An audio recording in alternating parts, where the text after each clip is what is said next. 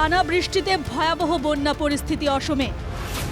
বানভাসী কয়েক লক্ষ লোক, 15টি জেলার জনজীবন বিপর্যস্ত। বন্যার সঙ্গে ধস নেমেছে বিভিন্ন জায়গায়। নদীর ভাঙনেও বিপর্যস্ত বাসিন্দারা। বৃষ্টিতে প্লাবিত চাষের জমিও। অসম জুড়ে শুধুই হাহাকার। এই ভয়ঙ্কর দৃশ্য গোয়ালপাড়া জেলার। ক্যামেরায় বন্দী বন্যার জলের তোড়ে কাঠের সেতু ভেসে যাওয়ার দৃশ্য। জেলার অন্যান্য জায়গার সঙ্গে যোগাযোগের একমাত্র সেতু এটি। সমস্যায় গ্রামবাসীরা।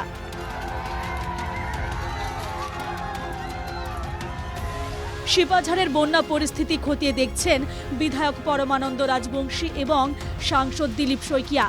কাহিতলির বাঁধ ভেঙে যাওয়ায় জলমগ্ন পুরো এলাকা। শিপাঝাড়ের 25টি গ্রাম বন্যার কবলে।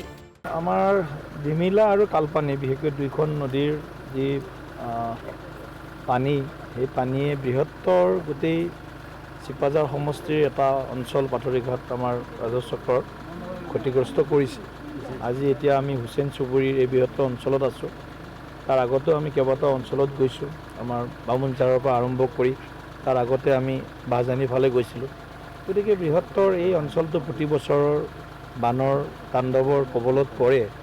আৰু এইবাৰ আমি এটা বিশেষভাৱে মুখ্যমন্ত্ৰীক অনুৰোধ জনাইছিলোঁ যে ডিমিলা নৈৰ দুই পাৰৰ যি মথাউৰি নাছিল, সেই মথাউৰিটো নিৰ্মাণ কৰি দিব লাগে। আজি 3 দিন আগতে আমি বিধায়ক ডাঙৰীয়া আৰু আমি গৈছিলোঁ। মুখ্যমন্ত্ৰী ডাঙৰীয়াই নীতিগতভাৱে এইটো সিদ্ধান্ত গ্ৰহণ কৰিছে আৰু আমি অহা বছৰ ডিমিলা নদীৰ দুই পাৰৰ মথাউৰি নিশ্চিতভাৱে আমি বনাম। এই দৃশ্য অসমের নলবাড়ী শহরে। বিভিন্ন এলাকায় প্রায় হাঁটু সমান জল। স্তব্ধ জনজীবন।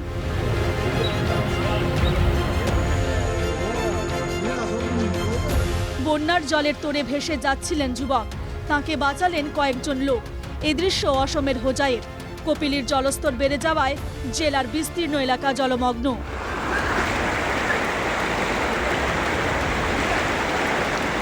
লাগাতার বৃষ্টিতে ধুবড়ীর বিভিন্ন এলাকা জলমগ্ন। ফুঁসছে ব্রহ্মপুত্র। শুধু বন্যা নয়, ধস এবং নদীর ভাঙনেও বিপর্যস্ত জনজীবন।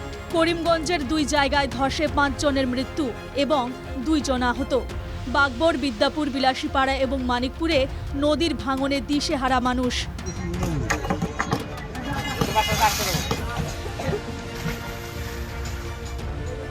মে মাসে রিমেল ঘূর্ণিঝড়ের সময় থেকে এখনো পর্যন্ত অসমে 30 জনেরও বেশি প্রাণ হারালেন প্রাকৃতিক দুর্যোগে। বন্যার জেরে গ্রামের পরিকাঠামো, রাস্তাঘাট, সেতুর ভয়ানক ক্ষতি হয়েছে। বিশ্বনাথ, লখিমপুর, হোজাই, বঙ্গাইগাঁও, নলবাড়ী, তামুলপুর, উদালগুড়ি, দরং, ধেমাজি, হাইলাকান্দি, করিমগঞ্জ, গোয়ালপাড়া, নগাঁও, চিরাং ও কোকরাঝাড়ে ভয়াবহ বন্যা পরিস্থিতি। আবহাওয়া দপ্তরের তরফে জানানো হয়েছে আগামী বৃহস্পতিবার পর্যন্ত অসম এবং মেঘালয়ে ভারী থেকে অতি ভারী বৃষ্টি হবে। Bureau report, NKTV Bangla.